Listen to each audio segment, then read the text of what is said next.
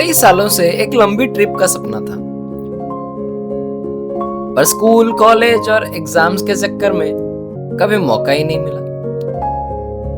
लेकिन इस बार एग्जाम्स के बाद मन बन गया था, अब कहीं दूर निकलना है, जो बना मेरा पहला इंटरनेशनल ट्रिप नेपाल। पर वेट वेट वेट वेट, ऐसा नहीं स्टार्ट हुआ था ट्रिप।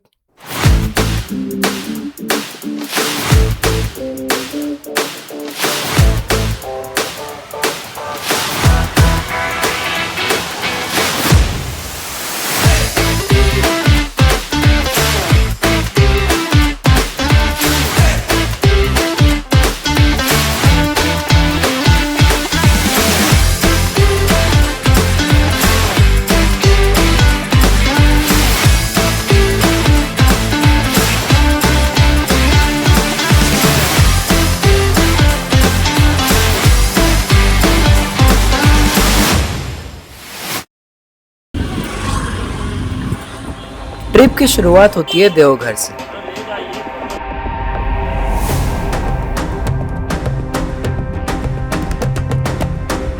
ये शहर जाना जाता है बाबा बैद्यनाथ धाम के लिए।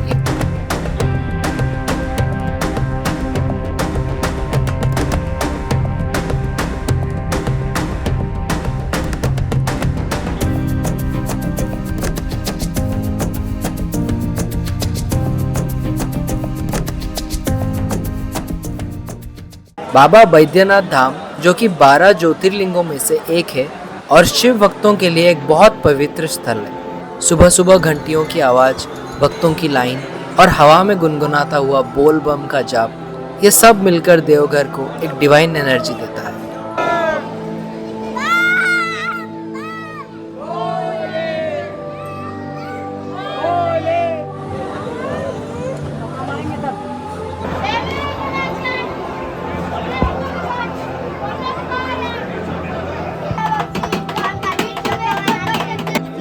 दर्शन के बाद देवघर में हमने गठबंधन पूजा भी किया।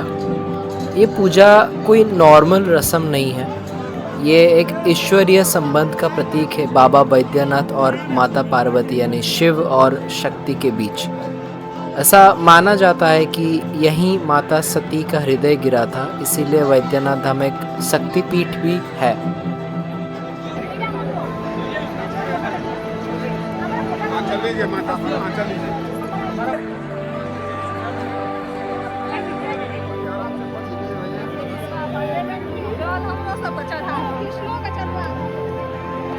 हर तरफ भक्ति, विश्वास और लाल धागों से बंधी हुई आस्थाएं होती है।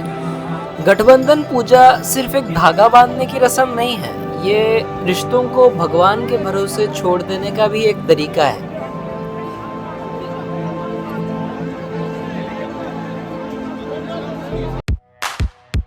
और फिर हम बैद्यनाथ धाम से बिहार के मुजफ्फरपुर के लिए निकल पड़ते हैं।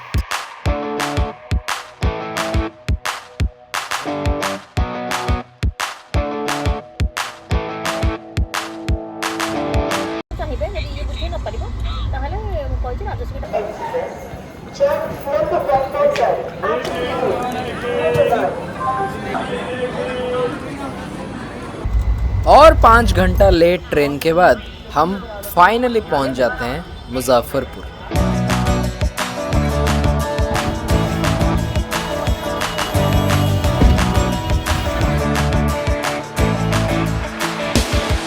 और हमारे प्लान के अकॉर्डिंग हमें इंडिया से नेपाल विट्टम और बॉर्डर क्रॉस करके ही जाना था, और रास्ते में सीतामढ़ी भी पड़ती है, तो सोचा क्यों ना सीतामढ़ी भी घूम लेते हैं।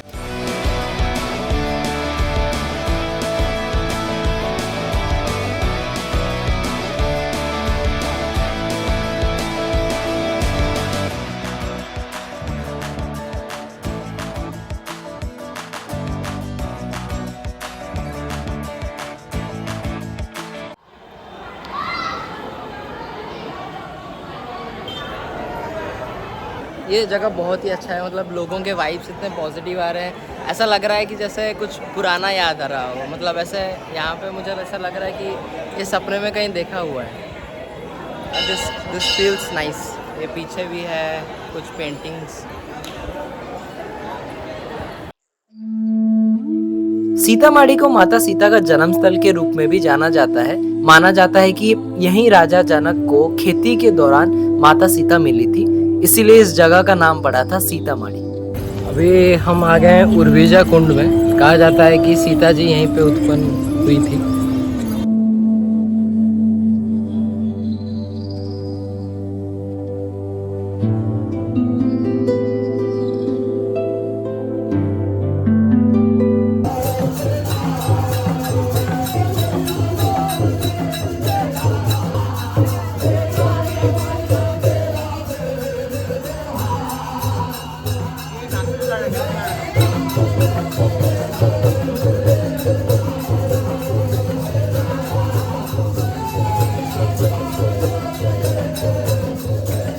तो दोस्तों, सारे दर्शन के बाद अब एक ही काम बचा था, बॉर्डर पास करना है। और मन में फुल एक्साइटमेंट थी, क्योंकि भाई कभी ऐसे बॉर्डर थोड़ी ना क्रॉस किया है पहले।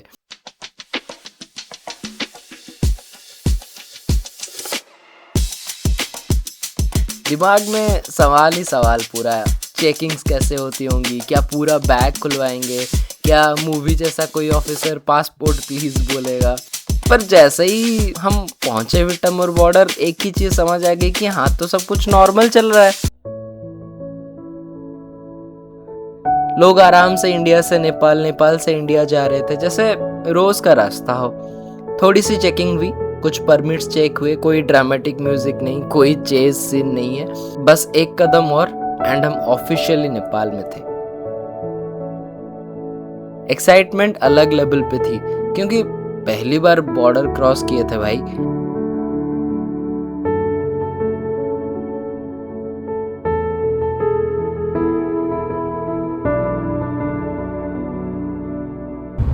ये कौन सा बॉर्डर है?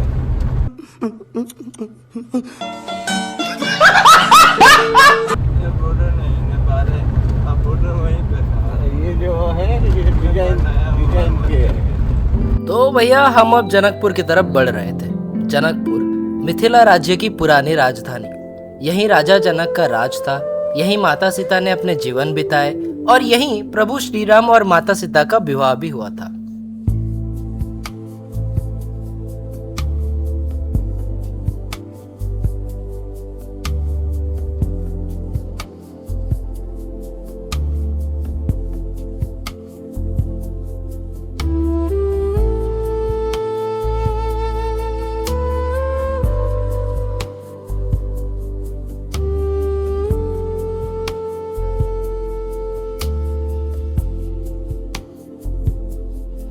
सीता स्वयंवर के दौरान शिव जी का धनुष, जिसे हम पिनाक कहते हैं, राम जी ही उठा पाए थे, और जब टूटा उसके टुकड़े जिस जगह पड़े, आज उस जगह का नाम है Dhanusha.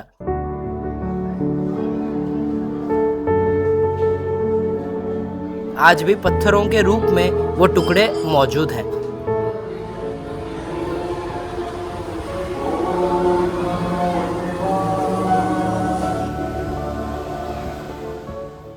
Now we are officially in Nepal and अभी आए हैं धनुषा जो जगह है वो घूमने के लिए। मैं आपको दिखाता हूँ, यहाँ पे गाड़ी नंबर प्लेट सब अलग है थोड़ा भारत से। ये देखिए, ये वाला इंडिया का नंबर प्लेट, फिर और यहीं पे ये आ गया, फिर नेपाल का नंबर।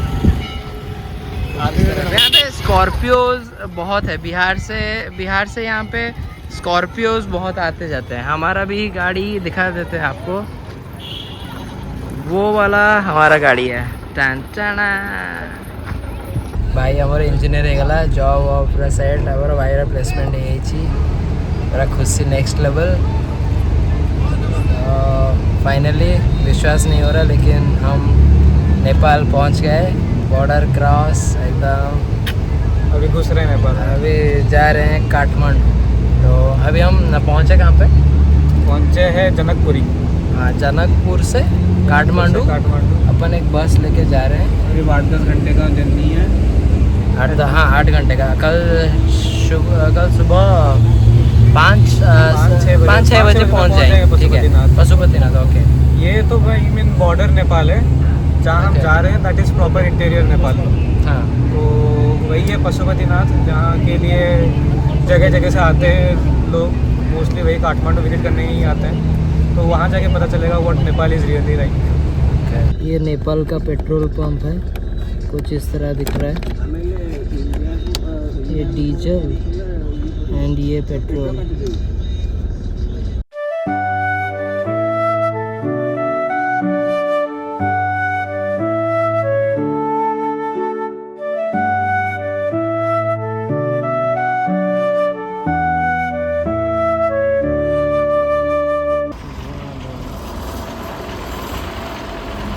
यहाँ पे अभी घाट पे चढ़ रहे हैं। चलिए चलिए, ये घाट पे अभी चढ़ेगा अभी।